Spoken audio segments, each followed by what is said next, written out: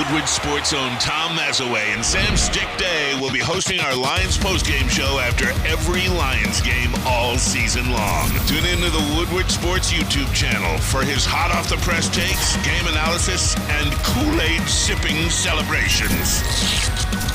You won't want to miss it. Join Maz, Stick, and special guests each week immediately following every Lions game, exclusively on the WSN YouTube channel. Good morning, everybody. Man, oh man, it's a Friday, and we're here over at Dispo and Romeo, one of our great friends, our great sponsors. And man, they got the Christmas theme going on. Sam, they got the Christmas tree up. This thing is huge, and they can't even see it. We're here. You guys know what time it is on Fridays when we're over at Dispo. We preview Lions games. It's a lot of fun.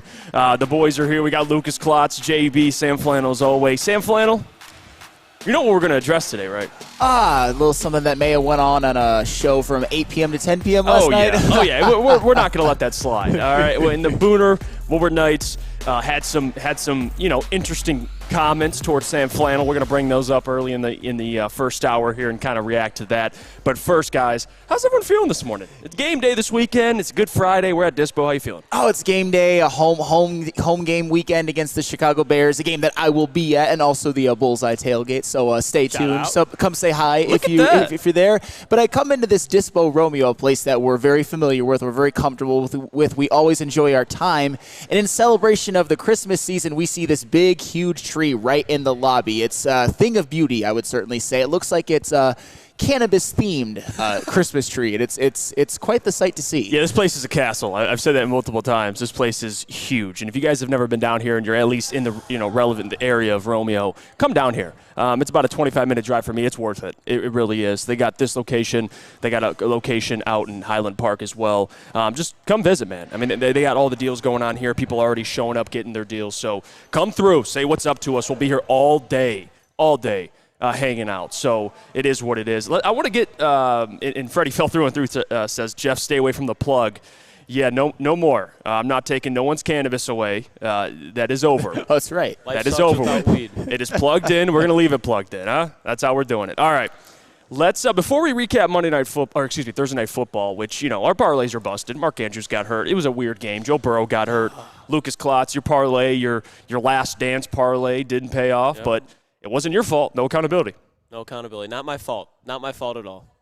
I can't help what happened out there. Yeah, I blame it. I can only help what I bet. And when the people I bet on decide to get hurt, it's not my fault. That's it. It's not your fault. It's Mark Andrews' fault. It's Joe Burrow's fault for getting hurt. In all reality, it does suck that Joe Burrow and Mark Andrews got hurt. I kind of said it in the chat last night. I think it's very true that could be the rise of the Steelers winning the AFC North right there. Yeah, Joe Burrow, because the Bengals are 5-5. If Joe Burrow's out next week, which I'd imagine he would be, there's another loss for him most likely. If the Ravens don't have Mark Andrews, that's going to be an extra loss. I'm sure those games are going to be a lot more difficult to come by, especially with Marlon Humphrey out on the defensive side too. The Steelers, they're pretty much healthy right now.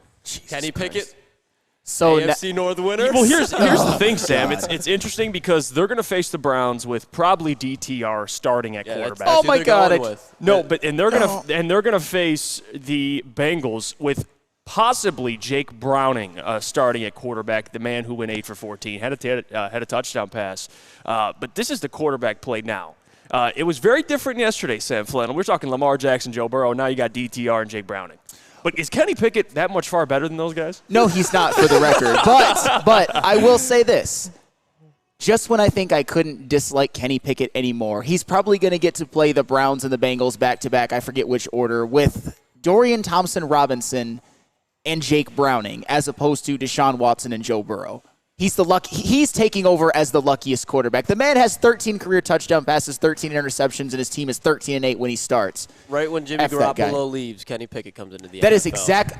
Okay, Kenny Pickett's not quite as good as Pete Garoppolo, but I like where you're thinking. Pete Garoppolo? Probably 2019. But I mean, carried by the 49ers offense. Yeah, well, mostly, Jimmy. Yeah, the rise and fall of Jimmy G. Yeah. But regardless, I mean, the Ravens is the clear division winner here.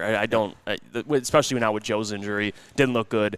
Went out with that wrist injury after throwing a touchdown pass, I believe. So, Bengals, they're probably shot. They're shot and they're done. Depending on what Joe Burrow's status is, which I expect him to be out. Now, the Browns, I think with Deshaun Watson, he's been stinking, besides the second half of last game. So DTR, what does he have? We'll see. But, yeah, this division looks a lot different than it did yesterday, that's for sure. I want to bring up, too, Booner's comments. And we have the video. We have the footage. So we're going to play this footage. Sam's going to have his rebuttal, and we're going to kind of chop it up here. If you guys missed it, Woodward Knights yesterday kind of addressed some of Sam's problem with what they said about J-Mo. They went at Sam, and here's Booner in his introduction. It's a lot more, but here's just Booner's little snippet. One of the most single disrespectful things I've ever heard on sports talk radio. Well, listen, Flannel. If we can't sit here and talk good things about Jamison Williams, you're not allowed to talk bad things about Ben Wallace, about Darren McCarty, who sits in this chair and the most outrageous takes saying that he had nothing to do with the Stanley Cup championship. That's terrible. Ben Wallace shouldn't be in the Hall of Fame, even though he has 4 Defensive Player of the Years. What the fuck? Tom Brady was lucky to have his career. We're talking about, Flannel, we're talking about Tony Snell stats that you're throwing up here with some of these takes, but we can't sit up here and celebrate a week of J-Mo when he really did score a touchdown and it got taken back. It's disrespectful to me at this point, brother. Like, it's crazy, and I get, you could sit here and say it's 90 yards, 80 yards, whatever it is, but if you watch the game, if you watch football, if you watch sports, you know what Jamison Williams is doing right now. You know exactly the type of talent that man has and can bring to a football game. You saw it the other day when he scored a touchdown. Guess what? Wow. Whew. Wow. In this comment, I got to read. I just have to because it is funny. Random Hero says, Booter just mad his girl is with Sam now. Oh, and then for Eduardo O'Neill, to be fair, ain't no way Booner lost his girl to Sam. That's fair too. You know what? That's Sam, fine. Mr. Well, Steal your girl. your response, Sam Flannel, to that, you were in the chat. Yeah. You were lurking. But now we're back in the Morning Woodward show, so you have all the time to comment. What do you have to say? All right, so first of all, let me just say this, and I'm gonna do a little bit of a mea culpa. If I could have it back, I probably wouldn't have made that much of an extreme statement about that JMO segment on Woodward Nights because it is a great show. I do fully support them. They are some of my best friends at the network, and they're doing a hell of a job. I had no way meant to disparage them. It was all in good fun, and I think they took it that way, and I hope you guys understood that as well. That being said, I do think, for the record, I do think Booner kind of misrepresents a lot of my takes. For the record, I never said Darren McCarty had nothing to do with the Stanley Cup championships. I just think his value was a little bit overrated, and he had nothing to do with the 08 championship. I will stand by that until the day I die, by the way. And the whole Tom Brady and the whole Tom Brady lucky thing, I don't think he was lucky to have his career. I think he had a lot of lucky moments. I think he's the GOAT, but he's also the luckiest quarterback of all time. So I've never said that he wasn't great. It's just my thing is with the whole JMO thing, with the whole Booner, Broder, and Nick thing. Let me just clarify. If you're Broder with what he said about JMO being the #1 weapon on the team, I think that you don't have the right to say that when somebody has 89 yards and a guy like Amon-Ra St. Brown has over 800. I think he said just potential. I understand that, but I don't think he called him a #1 weapon right now. Well, he did at first, for the record. Then he just did. corrected himself. Well, and that's what I'm saying. I don't think you have the right to make that statement just yet. He maybe will be, but I don't even know if I necessarily see that. And the whole thing with like Nick and his JMO wins. I like how he clarified it. I like how he brought up some stats as well. But my thing is, when you count last year's games that JMO played in and this year's games that he played in 11 games, 9 catches, 130 yards, 2 touchdowns. So to me, what that means is those wins were more Jared Goff wins, Amon-Ra St. Brown wins, Penei Sewell, Frank Ragnow, Sam Laporta. You go back to last year, James Houston, Aiden Hutchinson, Alex Anzalone, even a guy like Deshaun Elliott this year, Cam Sutton, Jerry Jacobs. Like Kirby Joseph, Brian Branch. You see, I could go on and on and on. Those guys were more impactful to those wins. Even a guy like DJ Chark last year, more impactful to those wins than Jamison Williams. That's my point. And I hope that clarifies things a little bit. And I'm glad, because I want to give you the time to at least respond, because we can't just let Woodward Nights. And by the way, they have a great show. Yes. Check those guys out, 8 p.m. to 10 p.m. every single week night. But, it's funny. It really is. You called that segment the worst segment in radio history. That was aggressive. That's a statement. Yes. There's a lot of segments out there in the atmosphere. So for that one to be the worst, that was quite the statement. You know how I feel about it. That's why I'm not going to jump in. This is between you and those guys. You guys are fine. It is what it is. But at the end of the day, Broder, he did kind of correct himself there after that, because I get when he first said that, I think Booner was like, hey, you mean potential. You don't mean right now. Clearly, Amon-Ra St. Brown's going to be an all-pro this year. So it is what it is. It was a funny little banter, and I hope the people enjoyed that one. Let's get more into what happened yesterday, though, because, by the way, Odell Beckham Jr., 100-yard game. Yeah. What's going on with Odell out there in Getting Baltimore? Getting a little loose. Had a couple deep shots they kind of messed up on, but they hit him late in the game. I think the Ravens, man, I know people used to give Lamar Jackson, they still do, that he can't win a playoff game or he's not great in the playoffs. And the numbers would say that. But it doesn't all have to be Lamar now. Like, this defense, the run game, the run game is what's really helping them out right now because yes. the defense is a little beat up. I mean, they got Gus Edwards. You got double-digit touchdowns already. Keaton Mitchell. He's going to be one of those guys that you just see week by week. He gets more carries and he gets more touches. He gets more yards, and he's going to be a true element in this offense, especially in the playoff time. Like, he's fresh. You know what I mean? Like, he hasn't played that much, and he's so explosive. You dump a screen off to him in that cold conditions, he makes one guy miss. It's a house call. Yeah, I mean, the AFC, man, as of right now, I know the Bengals were my AFC championship pick with the Jags. And right now, it's not looking too good. But if you look at the AFC, Sam, you got the Chiefs. Bills are struggling. Bengals are struggling. It's like the Chiefs, the Dolphins, and the Ravens. And I don't think the Dolphins are for real come postseason, unless they have all home games.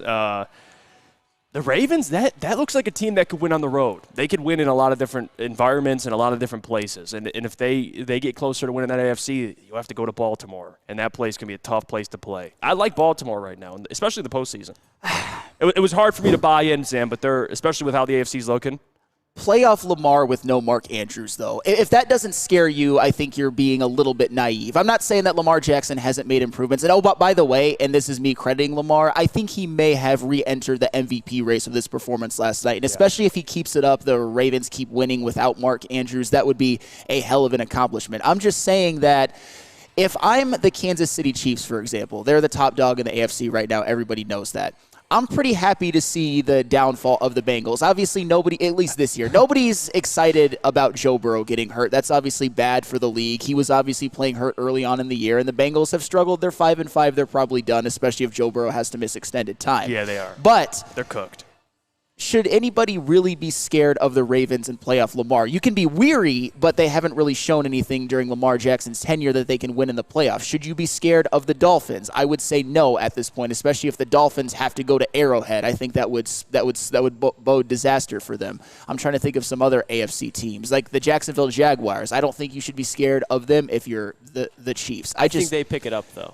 I think that's going to be a team that starts getting hot later in the season. That might be the case. Yeah, and by the way, I understand the Mark Andrews thing, but fun fact, Lamar Jackson, and it's only a 3-game sample size, but he's 3-0 in his career without Mark Andrews. But I think postseason, Sam, to your point, that's where you get concerned there. But the Jags, we'll see. That's why mid-season's a weird point, because a lot of things can change. I mean, we were talking the Bengals are back, and now all of a sudden it's over. So I don't know. Ravens right now, definitely one of those teams. We'll see without Mark Andrews how that trends. But moving on, let's go to break. When we come back, we'll start previewing the Bears-Lions game. I got predictions now. We do. We have a graphic officially, so awesome. Shout out to Ryan and Noah for that. We're not going to just tell you our scores. We're going to preview and show you our scores later in the show. But we'll talk more about the game.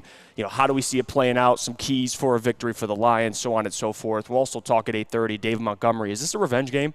Because I do think it is, but I do think a big game for David Montgomery is on the horizon. And Booner, he's undefeated right now in Legacy Player of the Week. So I think he's going with David Montgomery this week. So it's a good sign. But first, we got to hear about our friends from Lady Jane's, Sam Flannel. Absolutely. Come to Lady Jane's Haircuts for Men for an award-winning haircut experience. Register to win a trip of your dreams and all expenses paid suite for the 2024 NCAA Tourney. I almost forgot about the A-plus haircut that I keep getting every single time I go there from the A-plus stylist. I might even go over to Lady Jane's today. Actually, I probably won't. It's a long drive. But still, you should if you want to get a haircut. That's right. No expense spared for you and 5 of your best buds. Lady Jane's Haircuts for Men open 7 days a week. Walk in anytime. It's wicked awesome. Wicked.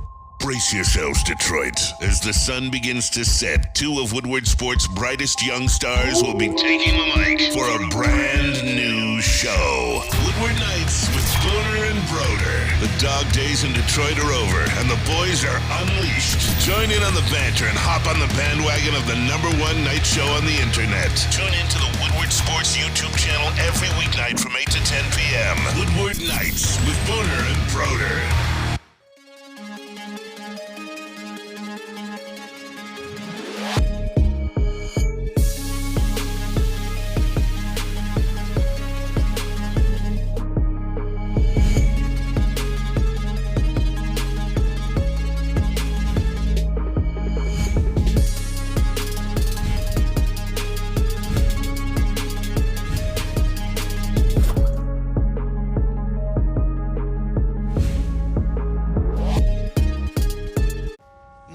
Coming to Woodward Sports, Woodward and Main Street, the Woodward Sports Network Detroit Lions show. Catch Gabrielle D. Phillips, Matt Broder, and Terry Foster for all the latest news on your Detroit Lions every week. Only on the Woodward Sports Network YouTube channel and woodwardsports.com. Where's the most convenient place to get that big fitness energy? It's Planet Fitness. Join today for just $1 down, $10 a month. With over 2,400 locations and equipment for every workout, you can get in, get energized, and get going. And with free fitness training and most clubs open 24 hours, everyone belongs in the judgment-free zone. So join today for $1 down, $10 a month, no commitment, cancel anytime. Deal ends Wednesday, September 13th. Join now at any Metro Detroit location. Hurry, offer ends soon. What happens when you run a great business for over 50 years? You expand and offer more products to more people. And, well, this is exactly what Les Stanford did by adding Les Stanford Buick GMC. They're on Woodward Avenue just south of 9 Mile. Check out Les Stanford at Dearborn today. Find the brand you want at lesstanford.com. Throughout your career, whenever there's been a shootout, you've kind of always brought your A game. You've always stepped up. Is there a moment during a game like this weekend against the Chargers where it hits you like we got to score some points and you up your game, or what goes into that in your mind? I think you just know you're going to need points. I don't think you change how you're playing or anything. I think about halftime, when they scored pretty quickly there before half to tie it up, I believe is right after the half, is when you go, okay, we may need a few more touchdown drives here, and they were able to do some good things offensively, but so are we. There you have it. We're back. It's the Morning Woodward Show here on the Woodward Sports Network out in Romeo over at the Dispo location, the Dispo Mall, to be honest with you. This place is massive and beautiful. If you're over here, please come in and hang out with us. Come say hi. We'll be here pretty much all day hanging out. We got Big D Energy here, Matt Shepard and Terry Foster. Ooh. Wow, what a duo. Huh? Big D Energy? Oh, yeah. Oh, yeah. All right, let's talk Bears and Lions. All right. Guys, a couple interesting things about this matchup. And, of course, there is some respect to be put on the Bears to some extent. I think the Bears of last year, they are not the Bears of this year. I think we can all agree there. They're better. They've invested a lot of money in this defense. You have Tremaine Edmonds right now who's questionable. We'll see if he plays. And Montez Sweat, the new addition, who's really been their most productive, by far, player on their defensive line. We already know they're a good run defense. Right now they rank number 2 in the NFL, rushing yards allowed. I think they're only behind Philly, you know how great they are. Lions aren't too far behind them either. This is going to be a game kind of similar to last week. A little different but similar. It's going to be one up front on both sides. You got two top run defenses. And this is the thing I said about the Chargers, Sam. The Chargers have the 6th-ranked run defense, and we all talked about it. And you got marquee players, star players. You got a Joey Bosa, a Khalil Mack. But the point I made is they haven't faced an offensive line like this. And that's been the biggest thing. In the last team they've faced that you could even compare in terms of offensive line was the Chiefs.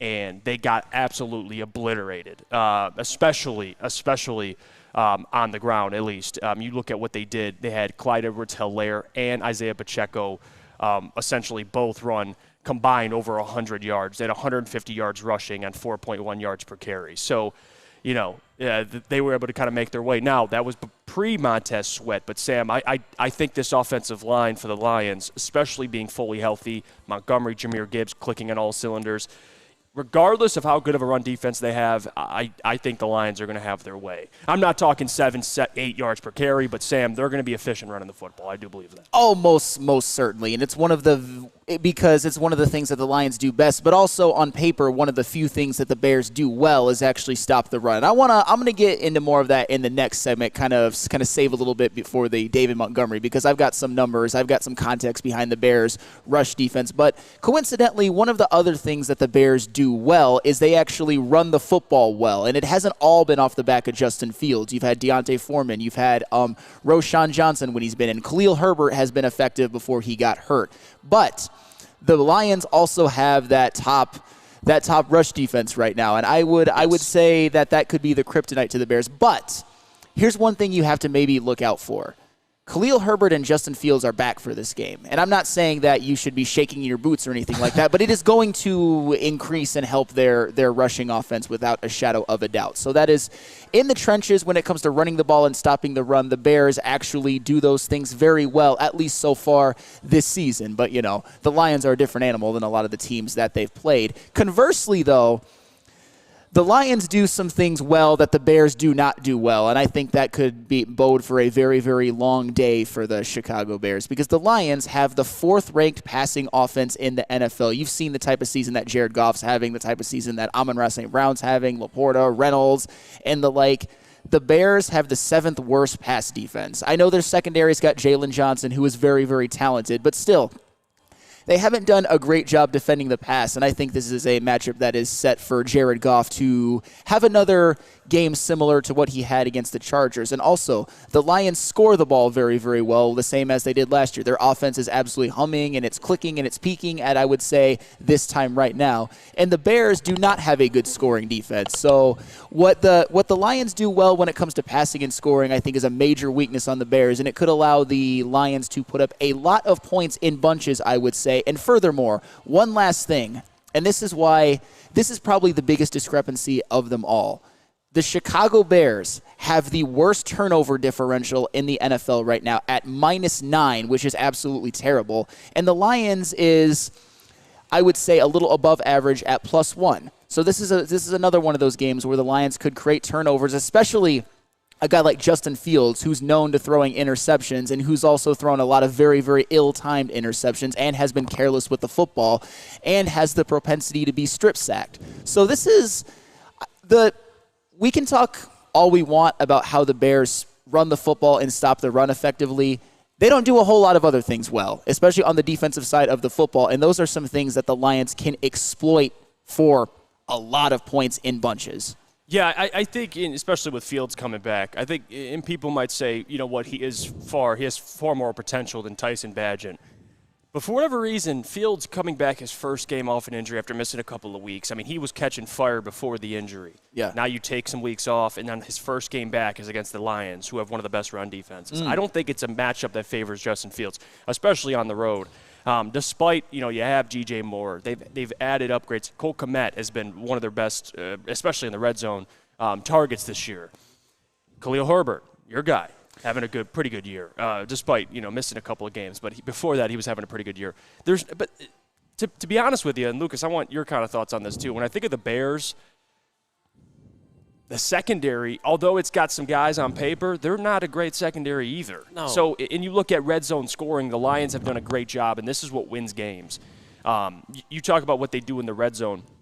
The Lions, right now, they are, at least in red zone scoring, they haven't looked great, but they have to get better. But they're better than the Bears, of course, in the red zone. The Lions at least have done a good job of, even if they struggle in the red zone, they'll keep teams out of the red zone. So I think this will be another team like the Bears who, if they get up early on the Bears and they can't, pound the rock, there's going to be some problems for Justin Fields. If he's dropping back every single time, this could be a game for the defensive line to get 4, 5 sacks and get back on track. Yeah, I mean, that's what's going to happen, too. There's no way. This Bears defense, I think, is a little overinflated right now statistically. Yeah, they're a solid defense, but just personnel-wise, I don't think they're much better than the Atlanta Falcons when the Lions played them, especially in the secondary. You got Jesse Bates. You have A.J. Terrell. I mean, that's, I would say, 2 higher-end talents than the Bears. I know they have Kyler Gordon, who's okay, but they're just solid everywhere. They don't have a higher-end star. And the Lions, especially on the offensive line, That's high-end talent. David Montgomery with the revenge game, Jahmyr Gibbs, that's high-end talent. And when you just have that at home, 4 quarters, they're obviously the better coach team, the more talented team. I just think it's a matter of time until the Bears just get completely worn down. And they're going to be in a situation regardless where Justin Fields is going to have to throw the ball, because in order to match the Lions' possessions, because the Lions are going to be able to score, I'd probably say 50% of the time to the bare minimum, touchdown drives. If not, they get field goals. Like, they're not going to have trouble marching down the field. So Justin Fields, even if it's for a quarter, that's all you need. If Justin Fields sits back there and tries to slice you up through the air for a quarter, the Lions win. In correction there, the Bears are actually top 5 in red zone scoring, but the problem is they don't get to the red zone a lot. That's especially with Tyson Badge, and they've been winning some of these ugly games. So correction there, Bears are good in the red zone, but the Lions are pretty good in the red zone defensively. So there's a lot of things I think favors the Lions, Sam. The one thing I will say, at least for this defensive line, is this is a game, again, we've been clamoring for it, Aiden to get a sack, but more than that, someone else. We need Aleem McNeil to get back to the Aleem from a couple of weeks ago. And he's been playing well against the run, but I'm talking about the game wrecker, Aleem McNeil, the thing that he's been kind of, the thing he's been adding to his game this year, which is being a viable pass rusher. I think this is the game. I think the weakness for this Bears offensive line has got to be the interior. This could be a game for Aleem McNeil, not only to do what he does against the run, but get a sack. Yeah, get some pressures on Justin Fields. You force that man outside the pocket. Now you're allowing guys like Julian Okwara, Aiden Hutchinson. Hell, they're sending linebackers now, Derek Barnes, to make plays. Well, if Justin Fields sort of, I would say, reverts back to some of his old habits, some of those habits aren't even old. I think they might be ingrained in him for the entirety of his quarterback life. Not only do the Bears have a very young and inexperienced and not very good offensive line, they have some good pieces like Tevin Jenkins and Darnell Wright, but they're both young. Justin Fields also holds onto the ball and scrambles back there more than any quarterback that I've seen in recent memory. So I think this is, you're exactly right, a game that if there's some interior pressure from Aleem McNeil, he can flush Justin Fields out to where Aiden Hutchinson is waiting for him, or at least he forces Justin Fields to roll even farther right. Maybe he makes a bad decision like he did at the Bears last year and throws a pick to Jeff Okudah, or just has to throw it away or something like that. I think the Lions will put constant pressure on Justin Fields this game. And I don't think Justin Fields as a quarterback does his young, inexperienced, and not great offensive line any favors. He holds onto the ball forever. Yeah, he does. And that, again, holding onto the football, it increases the likelihood of a turnover in some fashion, fumbling the football or making a bad play and turning the ball over, throwing an interception. Now, Neil said this yesterday. Now, you know what? Me and Neil, we can come together and rejoice here because I agree with him. Kumbaya. The Lions are that team, and you said this yesterday, Sam, then you just take care of the Bears. Yes. Like, this is just another game on your schedule. And that's not even a disrespect thing to the Bears. I mean, of course, you respect every opponent. I get all of that. It's the NFL, whatever, and, any week, a given week. I get all that. Any given Sunday. I get all of that. I do. Trust me. But it's the Bears, dude. And I just don't think this year they're although they're playing decent. You beat the Carolina Panthers, cool, awesome. The Lions decimated them, but I think this Bears team is not good enough, especially to win on the road. Now, will I say the entire season's over if they lose to the Bears? No, but I'll have issues, Sam Flannel. You will as well. Everybody will. This is the Chicago Bears. This is a team that you're favored by. It was 10.5. It moved down to 9.5. Now it moved down to 7. I believe 7.5. I'm not quote me on that. Don't quote me on that, but I think it's about touchdown right now. They should take care of this team. And we could talk all day about how and Aleem and Aiden and the run game. Simply, they should take care of this team. Just pretty decisively. Even if it's by a touchdown, I don't even care. Just win. Win the damn game. Yeah, and I'm making sure I got this right. So every single time this season that the Lions have played a less than team, which the Bears are a less than team, they are 3-7, and the Lions are playing them. Yes, and the Lions are playing them at home. The Lions have beat that team by double digits. They beat the Falcons by 14. They beat the Packers by 14 on the road. They beat the Panthers by 18. They beat the Buccaneers by 14 on the road, and they beat the Raiders by 12 at home. So this is a team, as I've said before, that has taken care of business. And to me, there's no reason why the Lions shouldn't be able to do it again and make it not much of a game early on. And for the record, if the Lions win, everything is all well and good. But I don't really see a pathway to the Lions not winning this game by at least 10 points. They continue to just dominate the teams that they're supposed to beat. Yeah, and despite what I think about Josh Dobbs in the Vikings, you have to win because of the NFC North, of course. Yes. You beat a divisional opponent. It means more, but more than that, it's an NFC opponent. So we're talking end of the season NFC, the 1 seed trying to decipher, because, again, the Eagles or the Chiefs are going to lose on Monday. Someone's going to lose. Mm-hmm. So, it's going to help you out if the Chiefs win. You have to get these games. Like, you have to win these games, these NFC games, to stay at least in the conversation. And at the end of the year, when they look back and look at all your NFC wins, this matters. It just does. It's kind of like last year when they lost to Seattle, but at the end of the year it costed them. Like, there's certain games, man, you just need to win. And this is a much better team than last year, so there is no excuses. Let's go to break. When we come back, let's talk about David Montgomery, because I do believe this is a big game for him. And listen, he's got a lot of frustration to get out. I know, because, listen, even though the Bears might not have did him dirty, there's always they did him dirty. But they did never him dirty. Gave him a line. Yeah, regardless, there's always a motivation. There's always a hidden motivation with players. Even if the Bears were like, hey, David, we appreciate your service, he'd still walk out of there and be like, I'm going to torch your ass when I get to play you. I cannot wait. And there's a reason why he stayed in the division, came to the Lions. And I think this is a big opportunity for him and this offensive line. We'll talk more about that. You'll hear some comments per Matt Broder. Shout out to him for getting us the footage. But first, we're going to hear about our friends from, Dispo. Hey, the place that we are at right now, Dispo Romeo, but this is actually in reference to Dispo Hazel Park, because you can join Braylon Edwards and the Dispo Dispensary family at their Hazel Park location on Tuesday, November 21st for their Thanksgiving turkey giveaway. Starting at noon, Dispo will be giving away Thanksgiving turkeys over the course of the day. All you have to do is purchase any product from Dispo Hazel Park on Tuesday afternoon, and you'll receive your turkey available while supplies last. Dispo Hazel Park is located at 634 West 9 Mile Road in Hazel Park, Michigan. Pull up, re-up, and grab your bird for Thanksgiving dinner. Ooh. Join Woodward Sports' own Jeff Iafrate, along with special WSN guests, for the most anticipated Lions season in decades. Filled with different surprises and expert analysis. You're not going to want to miss out. Go to our Woodward Sports YouTube channel on Sundays and tune in live from 9:30 to 11:30 a.m.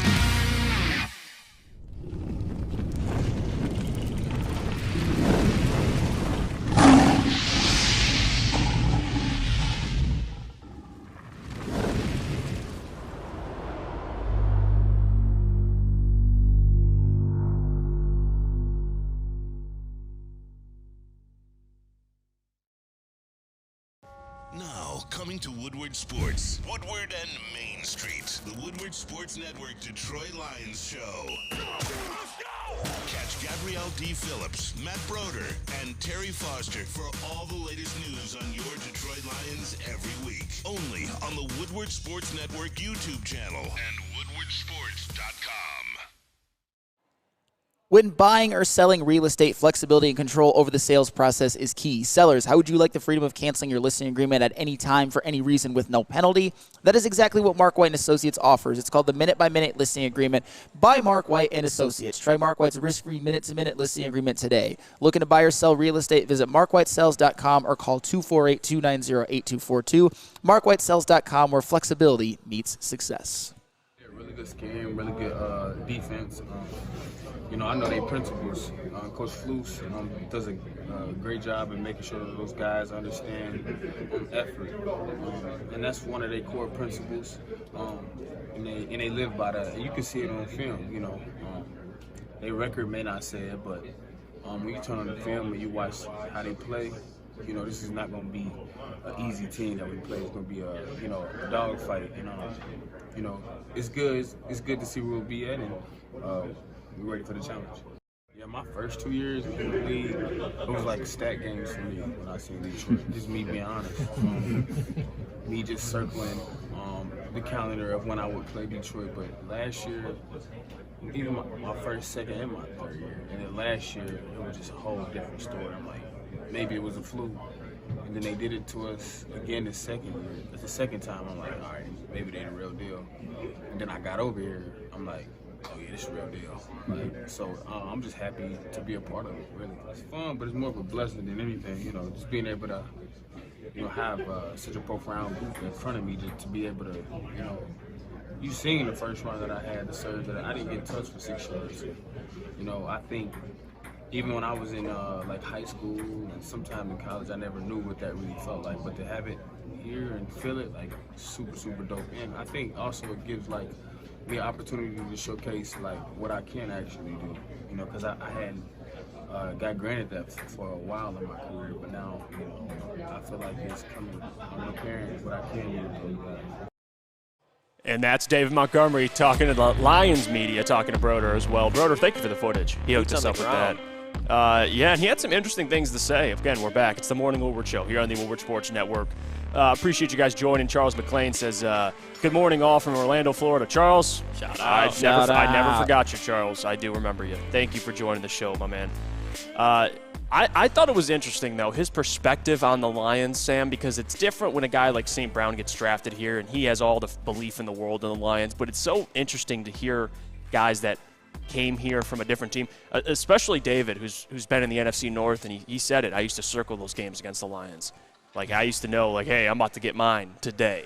And then last year was a different story, and then he had to think to himself, maybe they're legit. And then he came here and he said, yeah, they're legit. I think that speaks volumes. But Dave Montgomery, man, glad he's a Detroit Lion. Oh, yeah, and he's been rewarded by having the best season of his career behind by far the best offensive line he's ever played with. Shout out Lucas Klotz. I doubted him a little bit. You did not. And I have a lot of egg on my face, but happy to have that egg on my face because David Montgomery has been absolutely critical to this team when he has played. In 6 games he's played, he's had 501 yards, and in 3 out of his 6 games he's had over 100. So David Montgomery, I think, has been even more valuable to this Lions offense than even his greatest supporters would have expected, especially with a couple long touchdown runs he's broken off.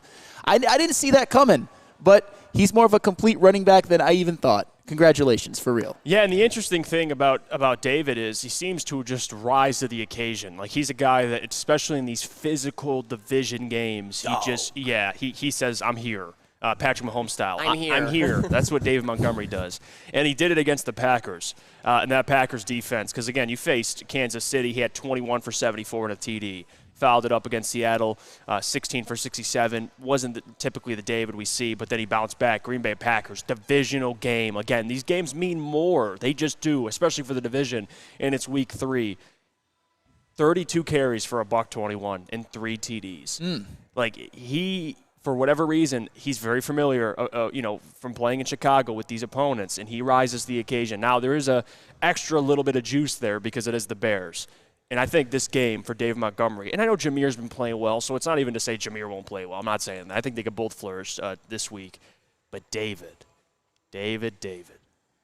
This is going to be a situation where he gets in the red zone, or Jameer gets in the red zone, and Jameer goes, hey, man, get out there. Go score against your team. I think one TD, and by the way, you don't have to trust me with any of your FanDuel bets. I think Dave Montgomery 2 TDs. 2 touchdowns. I think that man finds pay dirt twice. Is it fair, though, to say, obviously, we would love for him to get the goal line touches because it's a bit of a revenge game? You could say that the Bears maybe didn't surround him with a proper offensive line, and you see what he looks like with a great offensive line in Detroit. So there is an element of revenge, but I don't want him carrying the ball too much because also maybe an over workload got him hurt. He's missed 3 games. Yeah, well, the other part, I think the biggest issue, and this is what we talked about. Remember when we talked about David, and you were a little skeptical because of the yards per carry, and we talked about David. And I think the biggest upgrade for him, we mentioned, is not only the offensive line, not only the offense orchestrated by Ben Johnson, but the quarterback play.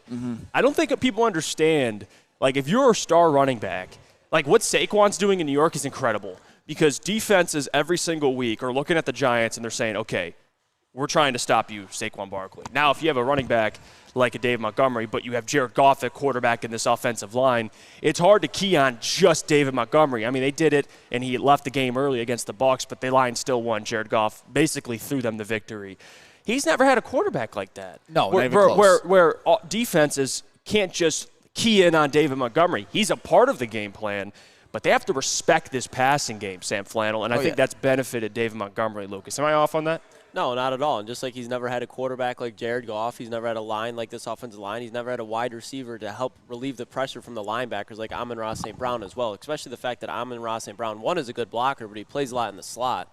So when David Montgomery's back there, he has so much more open field compared to what he had in Chicago, let alone just from this line. But David Montgomery, he had one of the lowest yards per carry in Chicago because all the work he had to do in space behind the line of scrimmage. Now he's able to work 3 or 4 yards in front of the line of scrimmage because then they're like, oh, DeMont has the ball and they can't get off their blocks in time because, to your point, Jeff, this offense just has so many layers, like Philadelphia, like San Francisco. If you want to stop David Montgomery, cool. Amon-Ra St. Brown, now you got to account for that. If you shut down both of them, okay, here's Jahmyr Gibbs, who's starting to turn into an absolute sensation as a rookie. You stop him, okay, here's a rookie that's already is a sensation, Sam Laporta. This offense can kill you by 1,000 cuts, and I think Chicago is a team that they don't even need to do that to. They can kill him with Amon-Ra St. Brown, David Montgomery. Will they do more? Probably. But when you're playing the Bears with Jared Goff in this offensive line, that's all you really need to do. Yeah, he's gotten more with the Lions. He's gotten to the second, third level more than he ever has in his career. And he's actually getting past the line of scrimmage. Yeah, and to be able to do that and to have a running back of his size, that dude's a fucking pit bull. Yeah, and then you have him with a safety. Like, safeties obviously are good tacklers. They're a smaller version of linebackers. But David Montgomery on a safety, I will take that 10 times out of 10 because if he's getting tackled,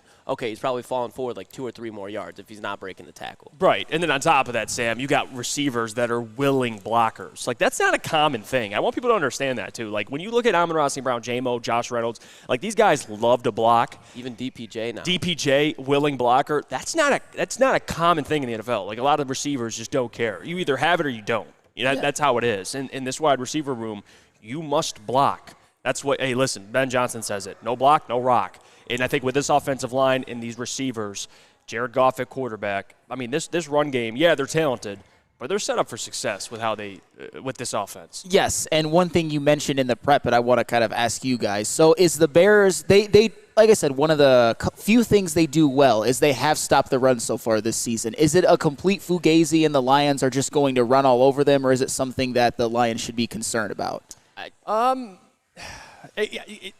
I think it should be, if you're keying in on stuff, like if you're looking at the Bears, Lucas, I think you look at, well, they have a top run defense, but at the same time, Lucas, I'll make the same point I made against the Chargers. I just don't. I don't care. Yeah, like, and it's not a disrespect thing. It's just, I think how elite this offensive line is, advantage Lions. Like, I know it sounds pretty simple, but that's it. It's like when you have good and then there's elite, it just doesn't matter. And I'm not trying to diss on anybody, but think about the Chargers last week.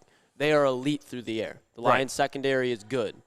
The Lions secondary got exposed, and I think it's going to be – that's how just the NFL works. If you have elite talent against good talent, the elite talent is going to win 9 times out of 10. Unless there's some just great game plan, you have some Steve Spagnuolo on the defensive side of the ball, then I can hear you. But the Chicago Bears defensive staff, Chicago Bears offensive staff, there's no way. The Lions are just a flat-out elite team, and the Bears are a 3-7 team that looks good right now after they beat the Carolina Panthers. Like, I just think the Bears are just completely overinflated statistically right now. And you know what? There's actually numbers to prove that, and that's why I brought it up, because I wanted to bring this up as well. So the Bears they're 3-7 right now, which is obviously terrible. But in their 3 wins are against Washington and Carolina. Who was their other one? Shoot, I put down Minnesota, but that's actually wrong.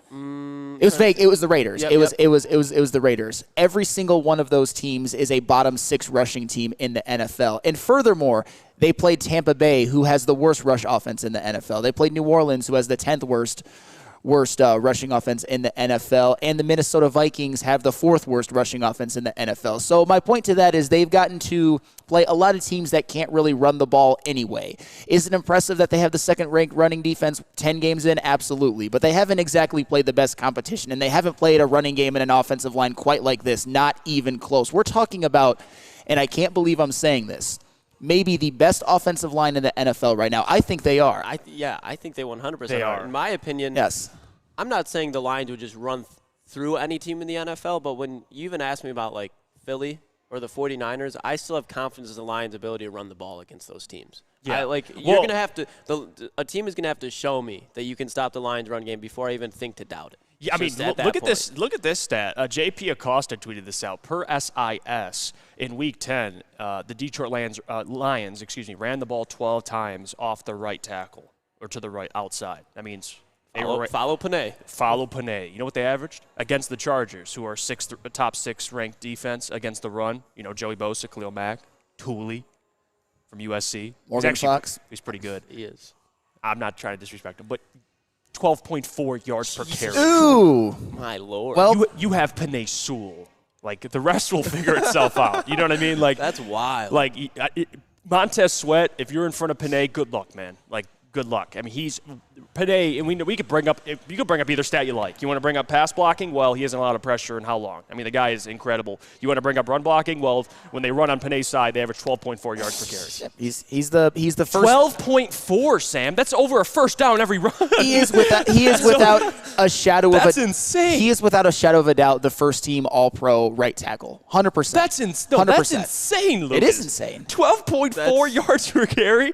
Give it to him. Run the ball 9 times in Panay's way. You have a touchdown. And it's just he has so much volume to him. It's not like he's getting rotated on the field where he could be like, because you could say like a lot of times like, oh yeah, they have high stats. Well, they don't have that much volume. But Panay's on the field every play of the fucking game. It's insane. And then you had the clip of Panay in the locker room after Eric Allen says, "Man amongst boys." Like, that man walked off the field after going to war with Khalil Mack and Joey Bosa and said, "Yeah, I'm a man amongst boys." And those two dudes are like one of the scariest dudes, at least on the defensive line, probably in the NFL. Like, Joey Bosa and Khalil Mack are scary. I'm so happy Panay's in Detroit. And he's a grown-ass. That's a grown-ass man. Me too. Anthony Tillery says, "Pay Panay right now." Yeah, I would just give him a bag right now. Why not, right? He deserves to be the highest paid player on the team. Yeah. Without a shadow of a Yeah, doubt. he's their best player, I would say. It's crazy because Amon-Ra St. Brown too. And it's funny because you have the brother matchup. You have Amon-Ra St. Brown facing his brother, and you have Panay facing his brother, both on the Bears. So it's a little interesting, a little underlying motivational factor. But yeah,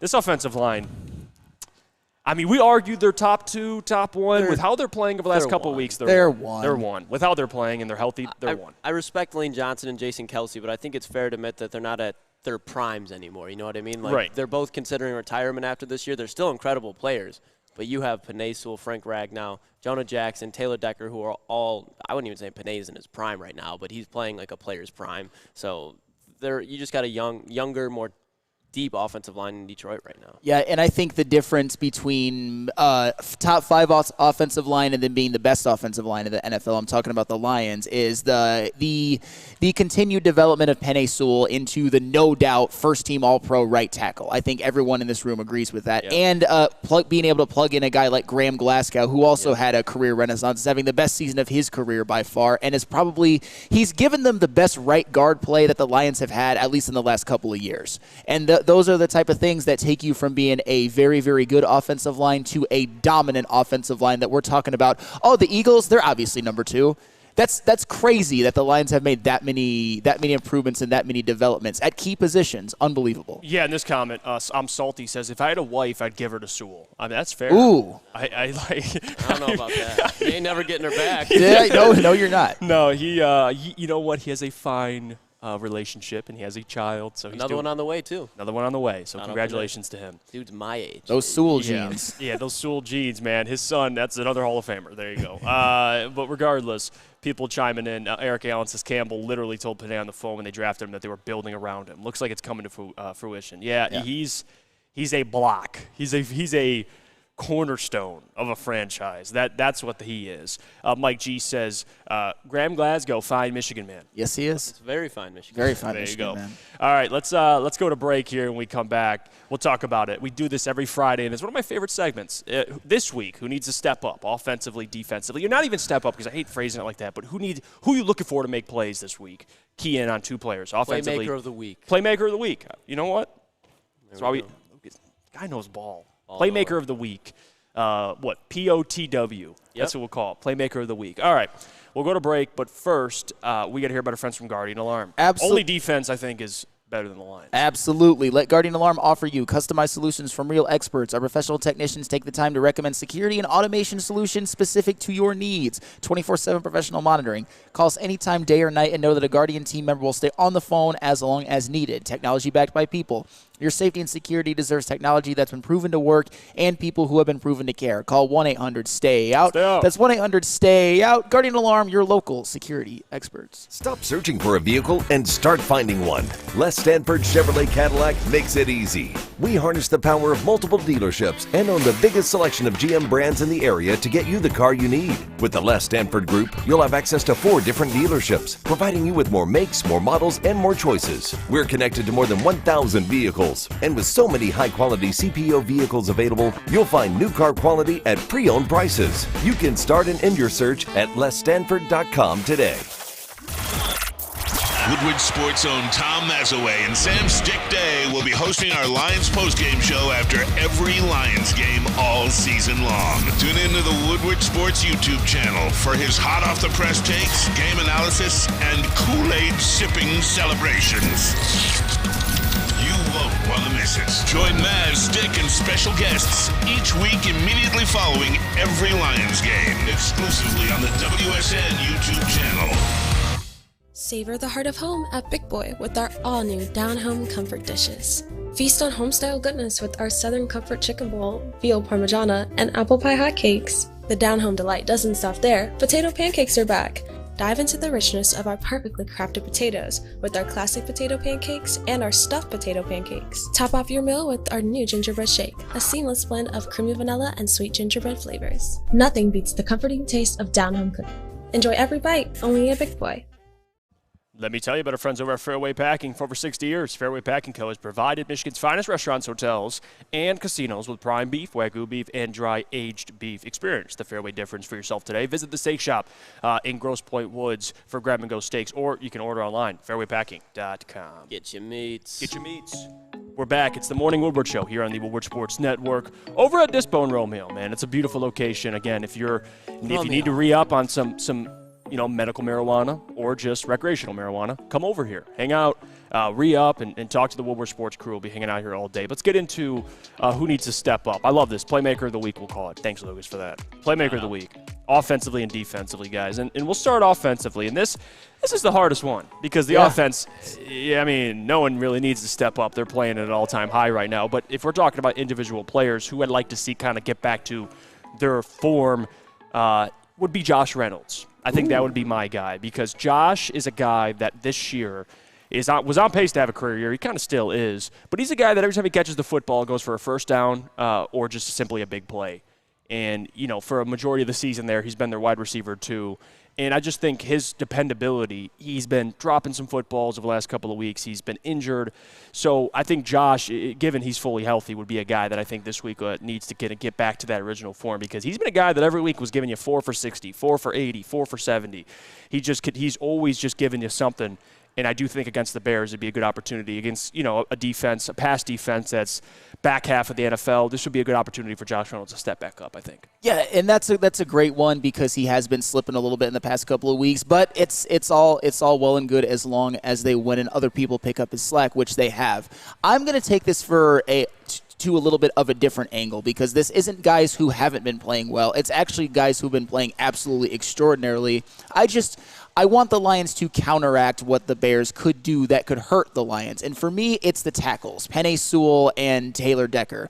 Because the Bears, they just got a couple weeks ago a new guy at the trade deadline in Montez Sweat, somebody that the Bears want to showcase, somebody that the Bears want to really, really help their defense and get after somebody like Justin Fields. And even a guy on the other end like Yannick Ngakoue, who has had a bad year, but he's still a guy who's had multiple double-digit sack seasons in his career. Yes. I want Taylor Decker and Penei Sewell to completely just drill these guys into the ground and make them no threat whatsoever from moment one because Penei Sewell and Taylor Decker right now are better at their positions than Montez Sweat and Yannick Ngakoue are at theirs. Yes. They need to show that Montez Sweat is a damn good player and he's going to help the Bears and he already has, but he ain't that elite. He ain't Penei Sewell. He's maybe on par with Taylor Decker, maybe, but still that doesn't matter. Just make them non-factors in the game, especially when it comes to rushing Jared Goff, because Montez Sweat's a little bit better, but Yannick Ngakoue, he can't defend the run. Make them useless in that game. Make them complete non-factors and just continue upon what you were doing last week. You guys already put Khalil Mack and Joey Bosa in a phone booth. Do it to Montez Sweat and Yannick Ngakoue. It seems like an easier job, and I think the Lions are up to that task. Yeah, they put a lot of guys in phone booths. Yes. And that phone booth's getting packed, Lucas. Yes. They got a lot of guys in there, their stuff. And what do you think offensively? Who needs to step up? I'm going to go with Jamison Williams. I think the Lions are going to just try to keep the ball on the ground as much as possible. J-Mo, touchdown called back last week. I would like to see him get his get back right with that. But the most importantly, I think J-Mo, if he finds a way to just keep these safeties pressed backwards, if they take a couple of deep shots, although I want them to incorporate him through all levels of the field before that, like get him the screen pass, give him a slant, but then take the deep shots, because if you back these safeties up, these running backs are going to go wild. I think this is going to be like a 6-7 yards per carry if you're able to do that, because Amon-Ra St. Brown is going to do his thing. He's going to have 6-7 catches, probably damn near 100 yards, maybe even a touchdown to go with it. I wouldn't be surprised at that either. But if Jamison Williams can have an impact on this game, I think it'll look a lot like how it did last year as a 42-point blowout win for the Lions. Yeah, and this is a opportunity here for a lot of guys, because we know what Amon-Ra brings. I mean, he's Mr. Reliable. He's a guy that he's going to give you at least 80 yards this week. It's just how it is, in at least 5-6 catches. But the other guys, it's kind of a production by committee. You have Amon-Ra St. Brown and Laporta, but other guys kind of just step up. You got Gibbs stepping up. Sure. You got Reynolds, who is playing well. Jamison, who's kind of getting more involved, more snaps. So we'll see. Defensively, though, this one, I don't really think there's a wrong answer. There's a lot of guys you can go to, and I struggled between two players, but ultimately I'm going to go with one. And this doesn't mean this player's bad. I just think this player needs a bounce-back performance, and I'm going to go with Cam Sutton. Great one. This week, you got DJ Moore staring you right at the face. And DJ Moore has been productive. He has a little less yards than Amon-Ra St. Brown this year. He was on a great pace until he kind of fell off once Justin Fields got hurt. But he is back. And DJ Moore is a weapon. Not just a weapon, but he's a weapon with the football, yards after catch. So he's going to be a tough guy to not only bring down, but a guy to stay in front of.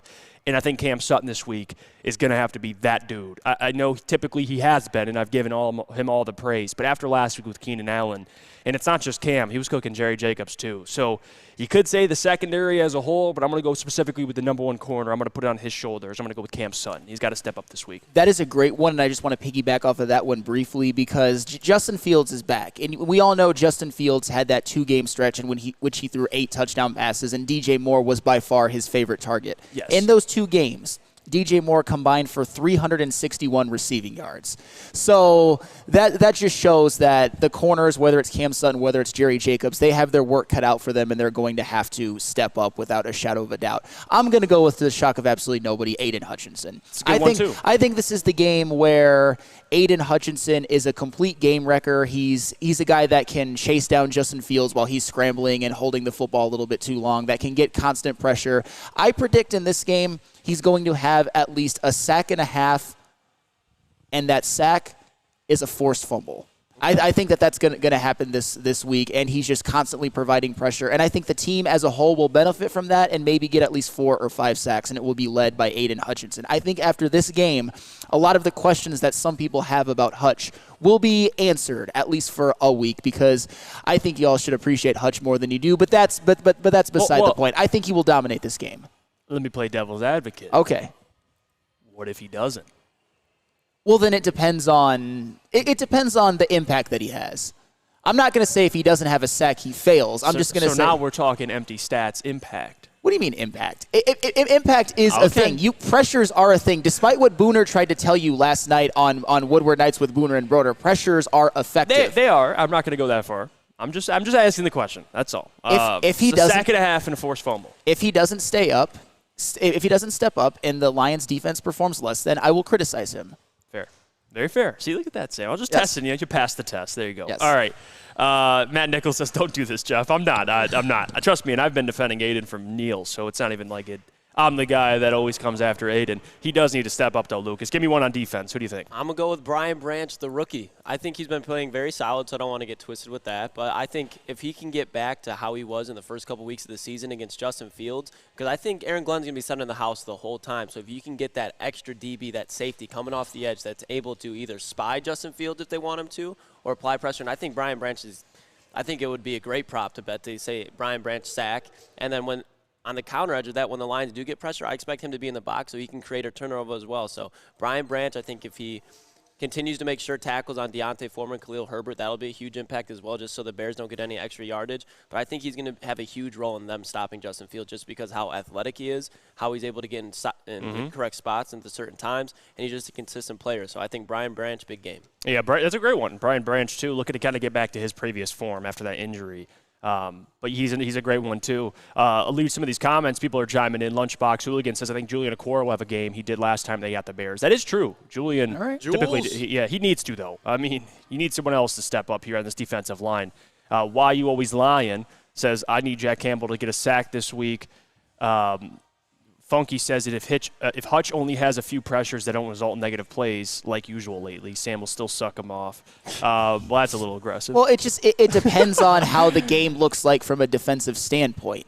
If he does that, I'm not going to come in here and be like, it was all because of Aiden Hutchinson, but I'm not going to say that he played poorly or anything like that. We'll see how it all plays out. That's the beauty of NFL football, because whether you guys like it or not, Aiden Hutchinson has still been the best defensive player on this team this season overall. Let's see. Brandon says, despite my criticism of Hutch, he still has impacted games despite the lack of sacks. He just needs to have a little better. He just needs to be a little better against good teams. There you go. That's fair. That's perfectly fair. Yeah. How about you say it like that, people? How about that? It sounds better. Let's see. Real Cream of Wheat says, Hutch needs to figure out how to get to the quarterback by himself. Rod says, agree with Cam Sutton. Let's see. Real Cream of Wheat says, somehow AA was on Keenan Allen, too. Yeah, that's not a matchup ideal. That's ideal for that defense. Yeah. You got burnt, too. Public Enemy says, Jeff, we need Brian Branch to get back to where he was before the injury. Let's see. People are kind of chiming in with their picks there. And yeah, Josh also says, St. Brown will be featured in the sequel to Netflix Quarterback. I actually found that out, too, so that'll be awesome. Very Lions cool. players on TV. Cool. Finally. Hoof Hard, it says, Malcolm Rodriguez, anytime touchdown, book it.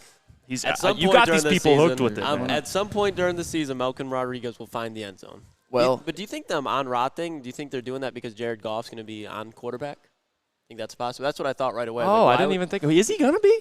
I thought he declined it. Or is he doing it? They never came out with officially they want to keep it hush hush. But if they're recording Amon-Ra St. Brown, I feel like there's a reason for it. They didn't just pick him and be like, yeah, we're just going to do a special on you.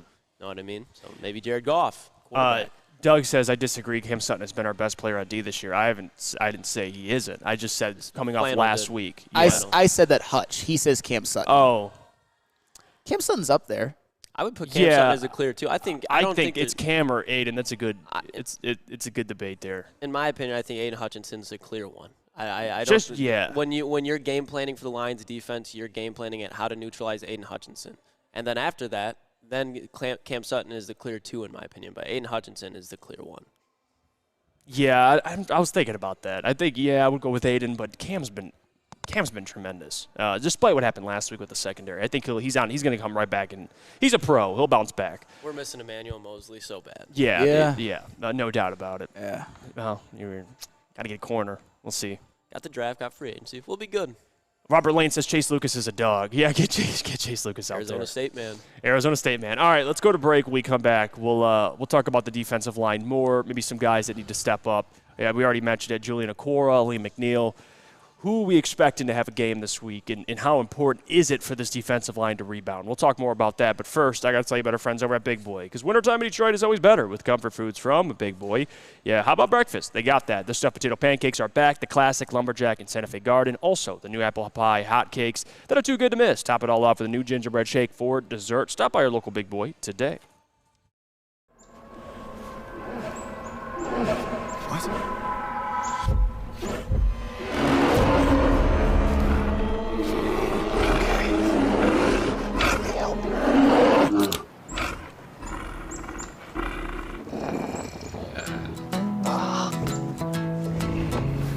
Oh, yeah.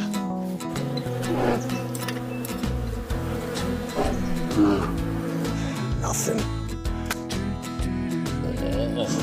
G-G-G-G-A.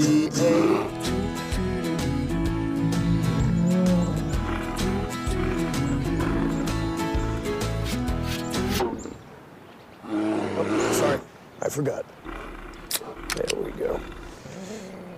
Oh, cheers, buddy.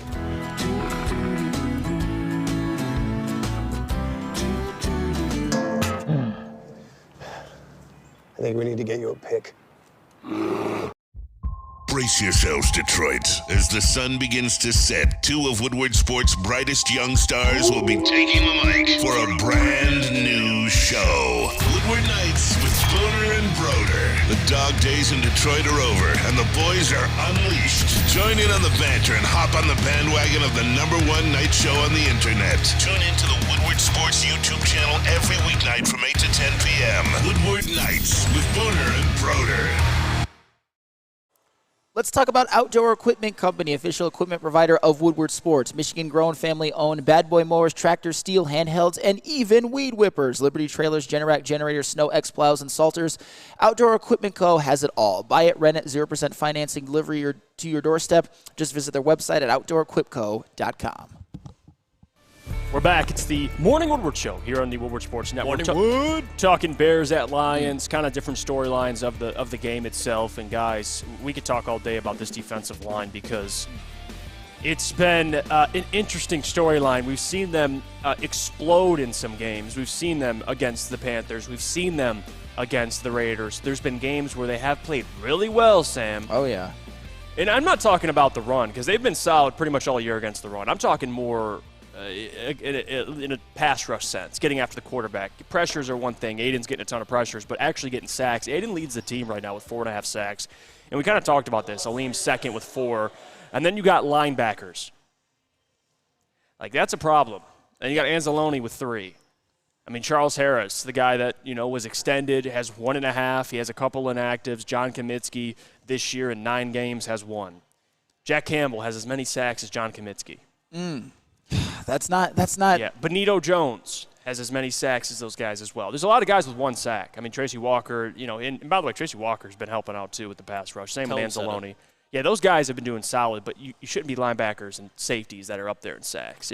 It's got to be more besides Aleem and Aiden.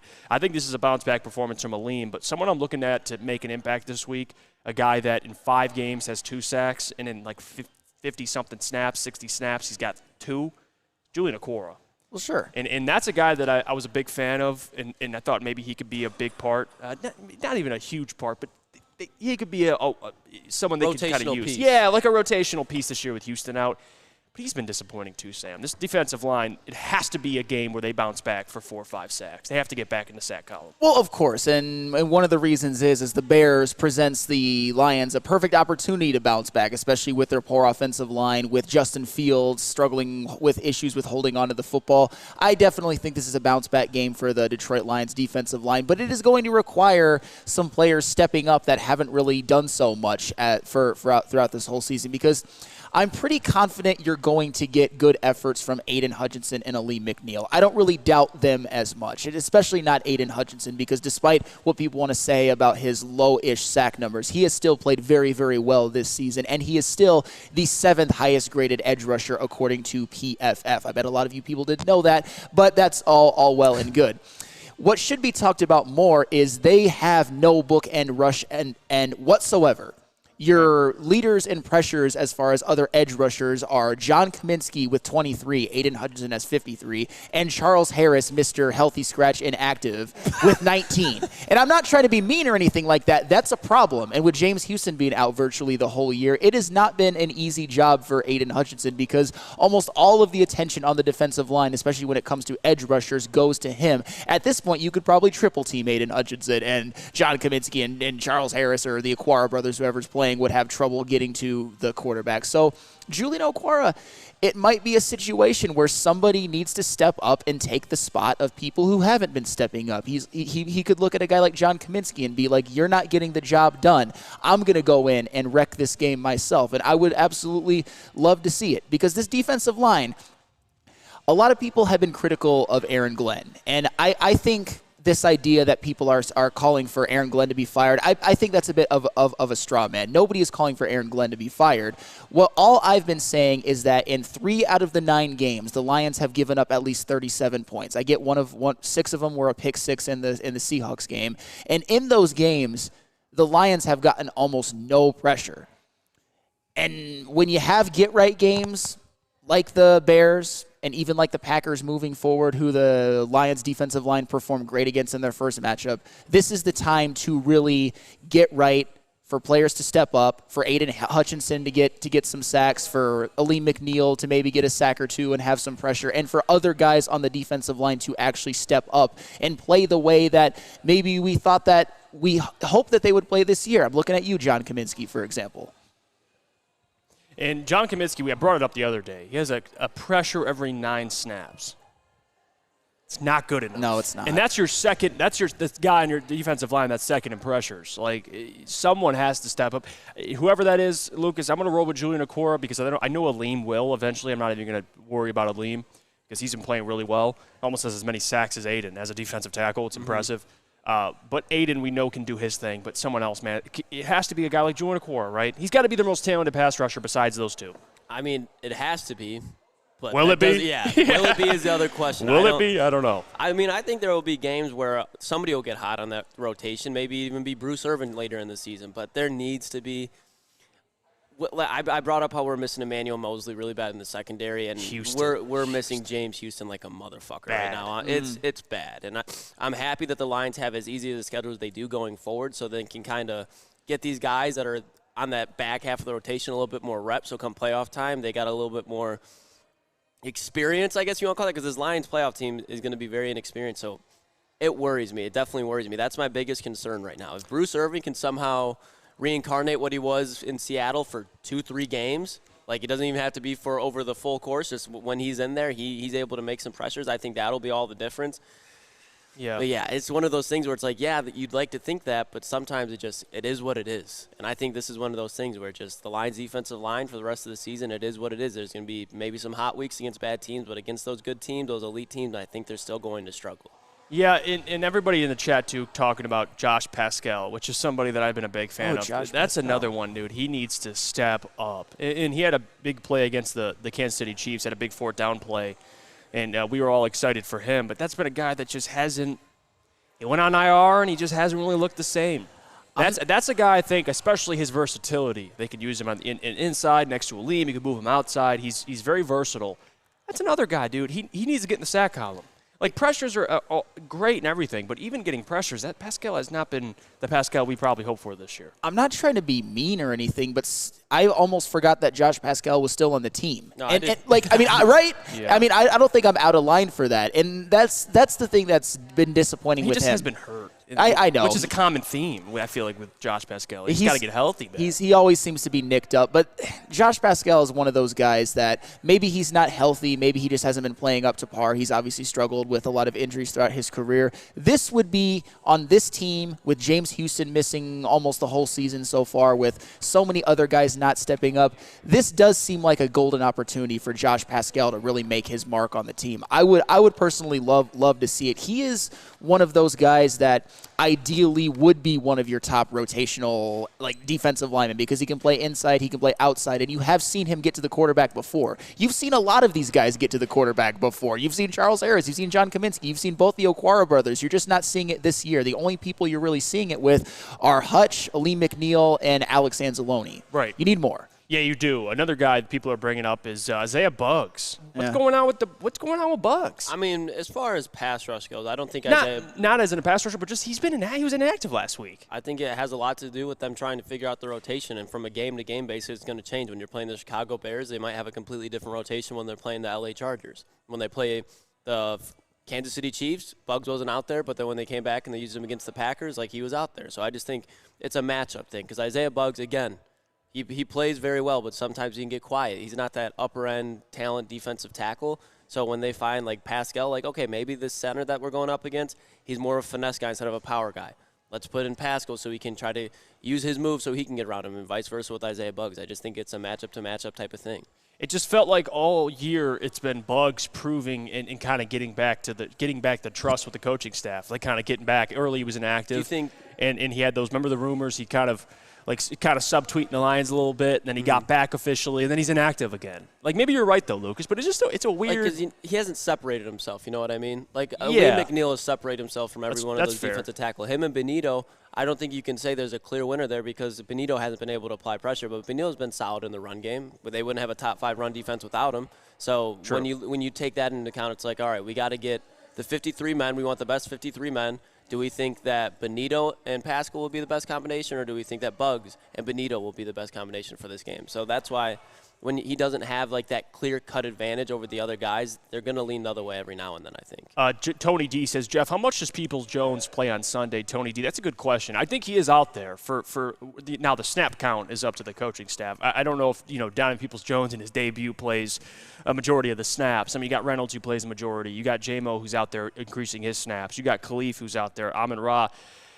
I think Donovan sees the field, Tony D, but not to an extreme level to where he can have that type of production you maybe expect him to. He might have a catch, he might have two, but I don't expect Donovan in his first game fully healthy playing a majority of the snaps. Sure, I just don't. And we shall see when it comes to Donovan Peoples-Jones. It wouldn't shock me at all if he has some impact on this offense. And just while we're on the defense really quick, I want to make something clear as well, because this Lions team is 7-2, and to their credit, their rush defense has been very, very good all year, and the defense has played very, very well against some of the worst teams that they have played, and they even played well against the Kansas City Chiefs. I mean, they gave up 6 to the Falcons, they gave up 6 to the Buccaneers, and they gave up 7 offensive points to the Raiders. So I don't want to bash them too much, but when it comes to the Lions, a team that has aspirations to make the playoffs and make a lot of noise in the playoffs, how you fare against good teams matters. How they fared against Baltimore was a little alarming. How their defense fared against Seattle was alarming, and how their defense fared against the Chargers was alarming. And that's all we're talking about. We're still very, very happy with how this team is playing and with their record.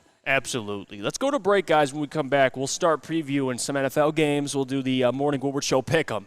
We'll give our picks for the weekend. See if I can get hot again with my picks. And, of course, we'll I got to talk my ish, Lucas. I had one good week out of every single week this NFL season. Let me be great.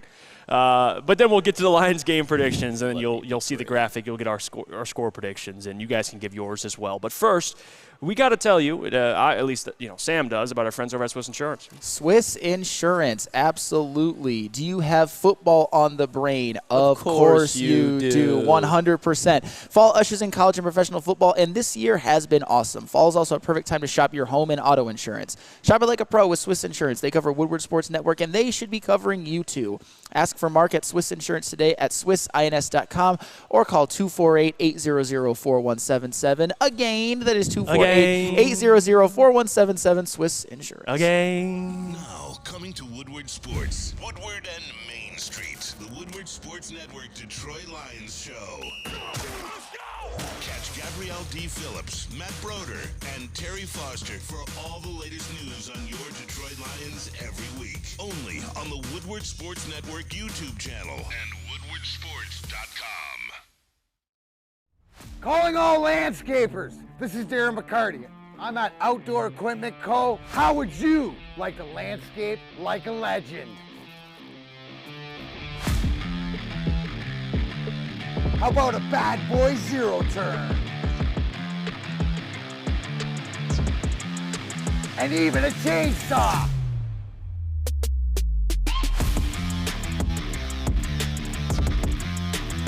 And even a weed whipper. Whether you landscape for your job or landscape for fun, get all your equipment from Outdoor Equip Co., the official equipment provider of Woodward Sports. Michigan grown, family owned. OutdoorEquipCo.com. Woodward Sports' own Tom Mazaway and Sam Stick Day will be hosting our Lions postgame show after every Lions game all season long. Tune into the Woodward Sports YouTube channel for his hot-off-the-press takes, game analysis, and Kool-Aid sipping celebrations. You won't want to miss it. Join Maz, Stick, and special guests each week immediately following every Lions game, exclusively on the WSN YouTube channel. You think the Lions are going to beat the Bears this week? Well, you know what that sounds like? You're going to smoke that Bears pack. But the Lions version of that is the Honolulu Blue strain. It's gassy. It's aggressive. And they sell it here at Dispo. Head over to Dispo. Ask for the glorious cannabis Honolulu Blue strain, and you'll get it only over here at Dispo. I think if you use code Woodward 2, you get a little % off, too. You get a little change off. So there you go. Honolulu Blue from Glorious Cannabis. We're back. It's the Morning Woodward Show here on the Woodward Sports Network. Appreciate you guys for tuning in. We're at 130 likes. We get that like count up for the Lions game. It's Friday. It's a game day show. Besides the pregame, which will be on Sunday, it will be a packed show. You guys are going to want to be there for the pregame. It'll be me, Booner, Mike, Easy, and Spencer. Ooh, what a lineup. That's a stacked lineup. So, again, be there for the pregame show. It'll be a lot of fun. I'll be there at the live stream. The boys will be hanging out. I think I'm trying the JMO, too. I'm trying the JMO. Me and Booner are. I saw the doc did it last night. Yeah, John did, and he liked it. I don't see John knows. Doesn't mean he knows burger. Doesn't mean he knows food. He knows ball, but he might not know food. No way in hell I'm getting a McDouble with an Oreo McFlurry stuffed in between it. There's not a chance. Well, listen, I'm Italian. I love food. Food is my favorite thing. That doesn't mean anything. And I'll eat anything for the most part. I love trying stuff, man. So I think I'm gonna try it. All Screw right. it. You know? You do you. I will. I'll do me. I certainly will, Lucas. All right. Yeah, Chief says you're a hater. I don't know if he's talking to me or you, but we'll just assume it's you. You're a hater. I'll assume it's you. Well, okay. That's fair. All right, let's go through the NFL schedule, boys. We'll talk more about it Sunday. We'll start with the 1 o'clock games, of course. Pittsburgh going over to Cleveland to take on the Browns. Jim Schwartz, coach defense. But Mike got DTR at quarterback, Sam Flannel. I think we're all rolling with the at least for me, I'm going to roll with the Steelers here on the road. I just don't see DTR getting a win over Mike Tomlin. I just don't. I'm sorry. Even though Kenny Pickett stinks, in the fourth quarter, he remembers he's a quarterback. Yeah, he's a winner. Oh, okay. When it matters most. And I'm not even trying to defend him. For whatever reason, in the fourth quarter, he just plays well. I don't know why, but he stinks for 3. But your pick. I'll go with the Steelers there. Except in the last game when Jalen Warren and Najee Harris carried the offense. But, that notwithstanding, we're going to talk about Kenny Pickett as a winner. But you know what? I will be honest. I got the Browns in this one. Oh. They're at home. Here's the reality of the situation. DTR fan. I'm not a DTR fan. The Browns are 6-3. Interesting. With terrible quarterback play this season. Let's go. Quarterbacks as a whole, Browns quarterbacks this season have combined for 8 touchdowns and 12 interceptions. My point is that P.J. Walker, he didn't play very well when he was inserted. I think they were 2-1 with him as a starter. Deshaun Watson wasn't playing very well either, and they were still winning. And Dorian Thompson-Robinson, I am a little bit worried about him. But you know what else is going to happen? Myles Garrett gets 2 sacks on Kenny Pickett, and one of those sacks knocks Kenny Pickett out of the game. Oh my God! You call for this from somebody every week. I know. Someone gets knocked out of the game. Myles Garrett and Kenny Pickett. Myles Garrett is one of the scariest men in the NFL, maybe the scariest, and I think Kenny Pickett is terrible, and I think the Pittsburgh Steelers score fewer than 10 points. I got the Browns winning something like 17-7. Well, F Kenny Pickett. I'll go. I'm going to go right now. I think at least who's favorited. The Browns are -4 right now per ESPN bet at home. I got Pittsburgh to cover that. I'll take Pittsburgh to cover. Mike Tomlin is going to eat Dorian Thompson-Robinson alive. And as much as we want to shit on Kenny Pickett, that offense as itself, it's a gritty offense. It finds a way. It just finds a way. That defense creates great field position, creates turnovers, even sometimes create points. Mike Tomlin has played this Browns team so many times. And to the point you're bringing up with the Browns having shitty quarterback play, you can say the same thing about the Steelers. Yep. So now you go coaching. Am I taking Stefanski or am I taking Mike Tomlin? I think everybody can answer that question for themselves. It's just I think it'll be a close game. I think it'll be like, to your point, Flannel, it'll be like 17-13, but this is going to be a Pittsburgh W. I'll go with Stefanski. No, I'm just kidding. I'm going to go with Tomlin there. He's a good coach, though. He's not bad. All right, let's go to the next game. Chargers going to Green Bay, taking on the Packers. Right now, the Chargers are -3.5. They opened at 3.5-point favorites. Now it's -3. They're on the Green Bay Packers are underdogs at home, and they deserve to be. Give me the Chargers to cover -3. Yeah. They win by a touchdown at least. I've got the Chargers winning this one because despite what was said about the Chargers being desperate last week for a win, they were, and they didn't get it. But their season is not over yet, but they really need to get a win at Green Bay to really get their season back on track to where they can still have some playoff hopes. And Justin Herbert, you saw what he was capable of last week. I think he torches the Packers defense again, although the one of the few people in the NFL who can maybe give Keenan Allen some issues is Jair Alexander. But I still have the Chargers winning that game, something like 27-17. Jordan Love's not going to do anything. I want to take the Packers just because I feel like they're due for a win eventually. I should say against a decent team, but I don't see a path for them keeping up with the Chargers offense. I really don't. And the Chargers defense against the run is, like we talked about last week, is pretty good. Pretty good. It's not elite, and the numbers might tell you, but it's not elite. And I think for Jordan Love to have success, they got to get A.J. Dillon and Aaron Jones going, which they have not yet so far, and I don't think it's going to be this week. Yeah, in the due thing, I mean, a lot of people might be due for certain things. Doesn't mean they'll get it. Like, Yeah, I'm due for a Maserati. You know what I mean? Exactly. You think a Maserati going to be out there and I walk out there? Probably not. Not for your broke ass. That argument, cool. I got the Chargers winning big here. I just think they're going to be pissed off. And that's a defensive line that had no sacks last week. So, yeah, they're going to get after Jordan Love. Let's move on. Las Vegas traveling to Miami to take on the Dolphins. To me, this is a get-right game for the Dolphins. Get back on track. Las Vegas has had a fun story. They've been winning games. They've looked way better recently than they did under Josh McDaniels, but I do think this is the time where they kind of come back to earth here. That's what I think. Give me the Dolphins. I don't know what the spread is. I'd like to look really quickly. Whatever it is, I think they cover. Right now, they're minus 13. Ooh. Yeah, I think they cover that. I don't think they do cover. I think the Dolphins do win, but the Raiders, I'm not saying that they're any good, but they have been rejuvenated since Josh McDaniels has been gone and Jimmy Garoppolo has been relegated to the bench where he belongs. It seems like they've gotten a little bit of a spark, and they've gotten their playmakers more involved. Like Josh Jacobs has played better, and Devontae Adams has gotten more involved, and Michael Mayer is coming on. And on the defensive side of the ball, Max Crosby is still one of the best in the NFL. So I think they're going to keep it close with the Dolphins, but the Dolphins at home with that offense, I think they're going to make just enough plays. Tyreek Hill the Raiders don't have anybody that has any semblance of an answer for him, and Jalen Waddle as well. And Devon Achane is coming back. So give me something like Dolphins 28, Raiders 20. Oh, okay. If Flannel didn't bring up Achane, I would have went with the Raiders, to be honest. Because Antonio Pierce, huh? I think Max Crosby is going to game wreck this game. Tyreek Hill is going to do his thing, but Josh Jacobs has looked like he's coming back into himself. They just feed him the ball regardless, and the Miami Dolphins struggle against the run a little bit. So I could see this game being close, but yeah, with Achane coming back, I think their offense just starts humming again at that elite level. I'll go Dolphins in a close one. Interesting. All right. Getting Maserati Jeff's in the chat. There you go, Maserati Jeff. And just to be clear, Jeff is not the only broke one here. I called him a broke. We are all broke. We are all pot kettle at that one. None of us would get a Maserati. No. Yeah, well, I don't think you're broke just because you can't afford a Maserati. That's like. Oh, yeah, but to be fair, I was like, your broke ass ain't getting one. Yeah, no. I'm looking up. Yeah, no, I think Maserati's not in any of our pay grades. No. That is insane. But regardless, Maserati would be nice, though. All right, let's move on. Next game, we're going to talk about New York traveling to Washington to take on the Commanders. This is a game. Sam Howell, is he going to keep up that? Passing yards leader or what? Another 300-yard passing game? Yeah. If it's another week, book another Sam Howell 300-yard passing game. Yes. Yeah.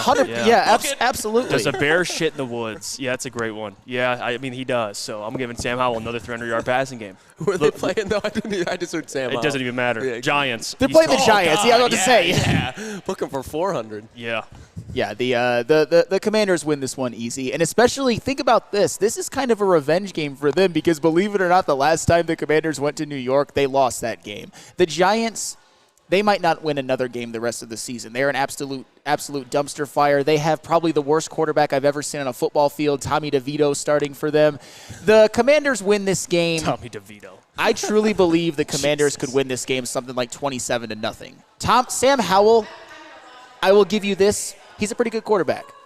I will give you this, Lucas. He's a pretty good quarterback. He really is. Better than I thought he was going to be. So we got Washington coming out with that one. Dallas at Carolina. I'm just going to skip this one. It's easy. I think Dallas is going to do what they do. Is it in Carolina? Yep. No, they're going to do what they do, Sam, and beat up on these baby teams. And then we're all going to clamor and, Dak Prescott and the Cowboys.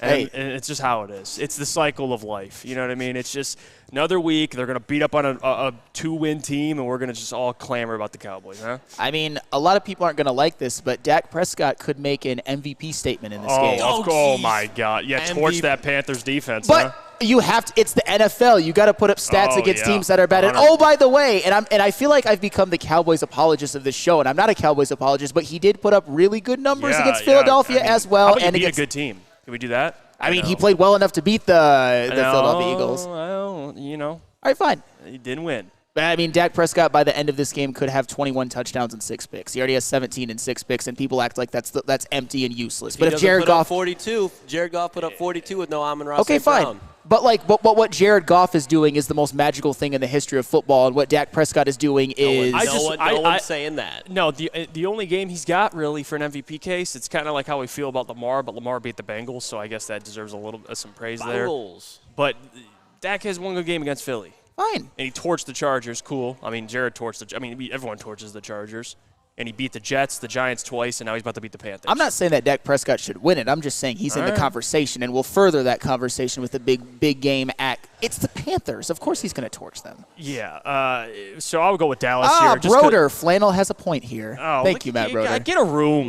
Woodward Knights and Kenny Sam. Pickett lover, Matt Broder. Get a room. Yeah, I'm just kidding. Yeah, he does love Kenny Pickett, don't he? He said Dark Horse MVP candidate season. Yeah, I think he retracted that one, though. I think he did retract that one. Yeah, I think he definitely did. Moving on. So Dallas, yeah, they're going to get a win, and I smell an upset. That's how it is. I hope so. I really do. They do it in Arizona. Yeah, you know what?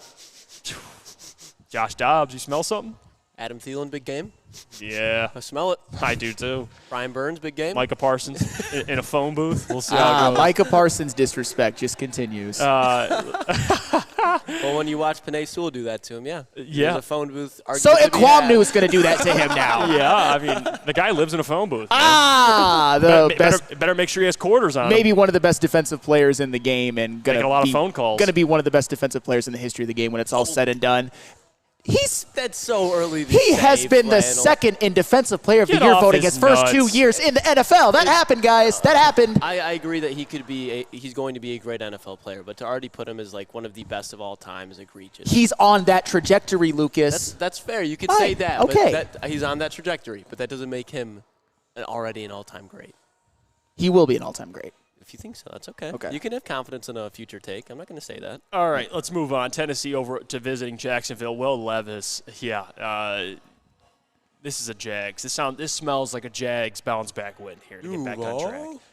The way they looked last week against the 49ers, Trevor Lawrence, the dude's got to stop putting up game manager numbers. Yes. Let's start putting the talk into play here and be an elite quarterback. I think Trevor Lawrence actually has a great game, and they take care of the Tennessee Titans. I do. I believe that. Yeah, at some point you have to. You got to take care of the teams that you're supposed to beat. And Trevor Lawrence, I truly believed after last season that he was an up-and-coming great quarterback, and I think that he still can be one. But this is one of those games you got to really put your mark on the game. I think this is one that is a 10 to 14-point victory. I think Will Levis plays okay, but if you're the Jacksonville Jaguars and you lose this game, you should reevaluate everything. Give me the Jacksonville Jaguars. Go with the Jags? Yes. What about you? I'm going with the Jags, too. The thing about the Jags is surprisingly their defense has been the strength of their team this year, and you're going up against a rookie quarterback and a lot of good defensive players on the other side. I'm going Jags, and I don't even think it'll be that close. Probably like a 10-point game. Yeah, I'm with you there. Let's go to break. When we come back, we'll get into San Francisco, we'll get into Buffalo, and then we'll get into some NFC games as well. Seattle taking on L.A. and Minnesota taking on Denver. Sunday Night Football. Ooh. Huh? Yeah. Huh? Lucas, you going to be locked into that? The Resurgent Vikings. Dobbs versus Russell Wilson? We'll settle our beef. Yeah, that'll be a perfect opportunity for us to settle our beef. It'll be a good one. All right, let's go to break here. I got to hear about our friends over at Planet Fitness. Let me tell you about them, guys, because Planet Fitness is the home of the judgment-free zone where anybody, and I mean anybody, can feel comfortable while working on their fitness goals. You'll get all this for just $10 a month. Go down to Planet Fitness, no commitment. No matter where you are, there's a Planet Fitness always close by, and there's more than 50 in Metro Detroit and thousands more throughout the world. Now, coming to Woodward Sports, Woodward and Main Street, the Woodward Sports Network Detroit Lions show. Catch Gabrielle D. Phillips, Matt Broder, and Terry Foster for all the latest news on your Detroit Lions every week. Only on the Woodward Sports Network YouTube channel and woodwardsports.com. At work and at home, we're there with smarter security solutions. Featuring complete automation with customized alerts and more. For over 90 years, we've been the company that's been counted on to protect what matters most, all with personalized service and care. Right now, for a limited time, receive a free video device plus free installation with a new home system. Guardian Alarm. We protect Michigan. Join Woodward Sports' own Jeff Iafrate along with special WSN guests for the most anticipated Lions season in decades. Filled with different surprises and expert analysis. You're not going to want to miss out. Go to our Woodward Sports YouTube channel on Sundays and tune in live from 9:30 to 11:30 a.m. With 18 locations, there's a Feldman dealership in your backyard. Visit FeldmanAuto.com to find the location nearest to you. You can catch us, Woodward Sports, live from Feldman Chevrolet in Novi every other Monday to recap Lions victories.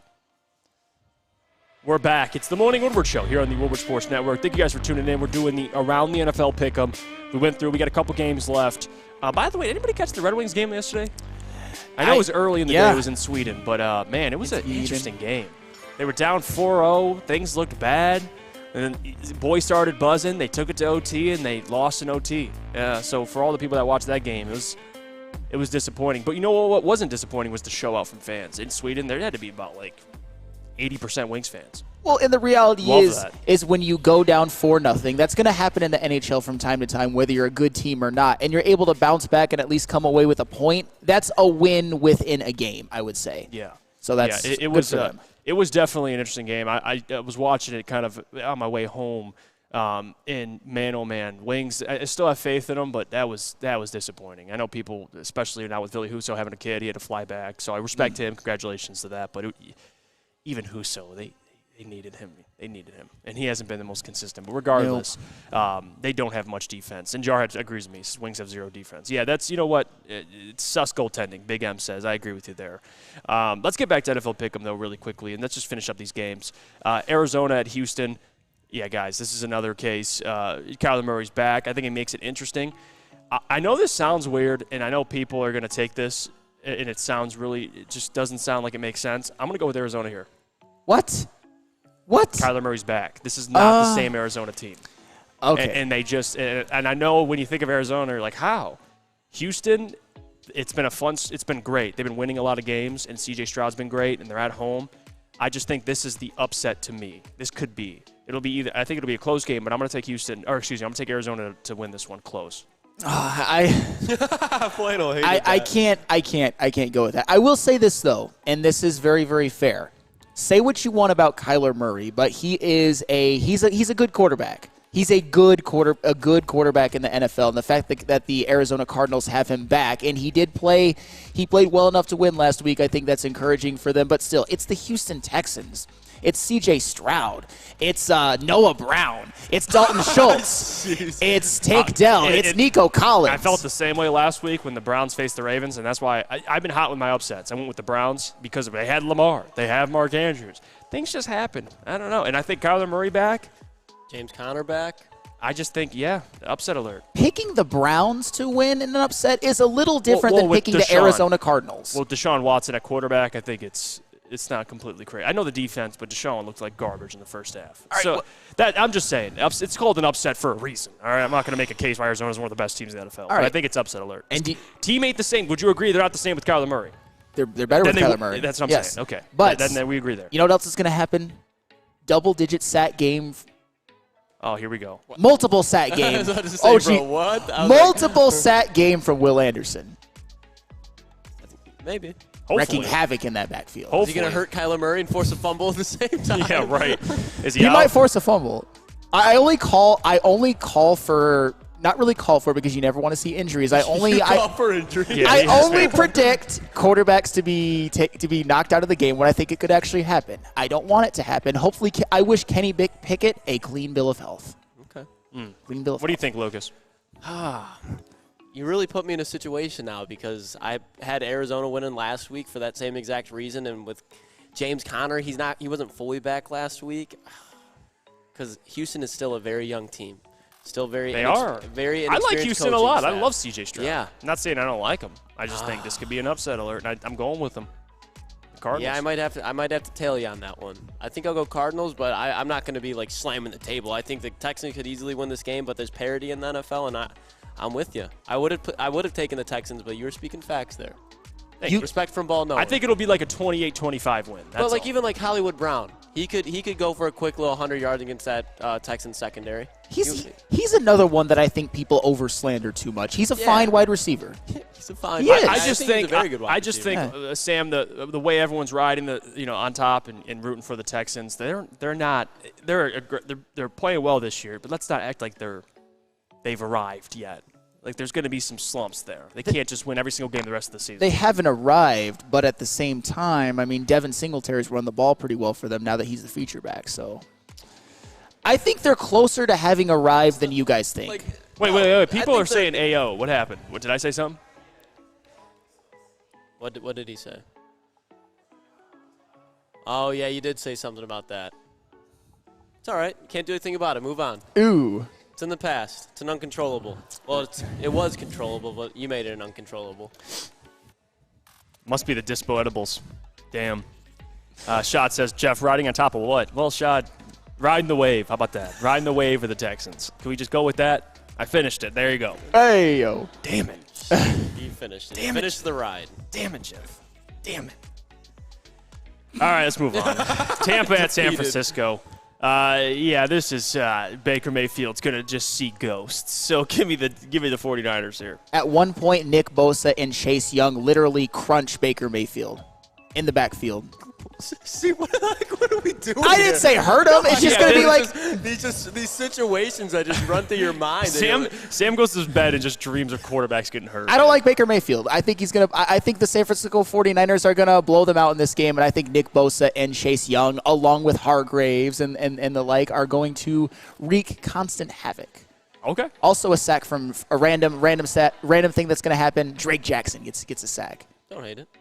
Yeah, I'm with you. I don't think there's any way that the Buccaneers win this game. Baker's not getting loose against the fucking San Francisco 49ers. Shake and bake against good night, pal. against that defense. All right, moving on. Jets versus Buffalo. This could be an interesting game just because the Jets defense, with how the Buffalo Bills are playing with Joe, I just think it's going to be a low-scoring game, and I could see the Jets winning like 2013. Something like that, 17-10. You're going Jets? No, excuse me. I can see the Bills winning 17-13, 2010, 2013. Like I think it'll be a one-score game, but give me the Bills. Jets defense, man, they're for real. You know what? I'm going to go with the Bills too, but it's going to be one of those ugly games. If this would have been a couple of weeks ago, I would have said absolutely. Bills are going to win. Bills are going to maybe get back on top in the AFC East. But right now, they're staring at a non-playoff appearance right in the face. They have to win this game, but they're also – that loss against the Broncos is really demoralizing. But I still think they have enough offense, and their defense will be able to contain Zach Wilson just enough. And I think this is the game where Josh Allen plays turnover-free football, but kind of more conservative. Give me Bills 21-10. If Stephon Diggs wasn't so quiet last week, I would probably be picking the Jets. But I think Stephon Diggs is going to bounce back. But I'm with you guys. I think this is just like one of those ugly late-in-the-season AFC East games that you just really don't want to watch. But they're still on the game. You still have to watch them because for some reason they're 10 minutes longer than any of the other games. You get the bonus coverage. You're just sitting there watching. So I think it's a Bills win, but I'm not confident in by any means. I would probably take the Jets spread more than anything. There you go. Moving on, Seattle visiting Los Angeles. Stafford.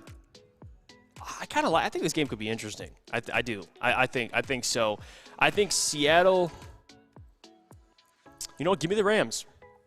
Give me the Rams. Stafford, he's healthy, right? For the most part? Yeah, give me the Rams. I think this could be another one of those games where we assume, like Seattle, it's Seattle, they're going to win, and they've been playing well, but I think the Rams know how to keep these games close, and I just think it's a good test for that Seattle secondary. And I got the Rams winning this one. A couple upsets this week. But give me the Rams. I got the Rams winning this one as well. The Seattle Seahawks secondary, it's been good. I mean, it's very, very talented, but they did get torched for the most part by Sam Howell and the Commanders. I think this is a big game for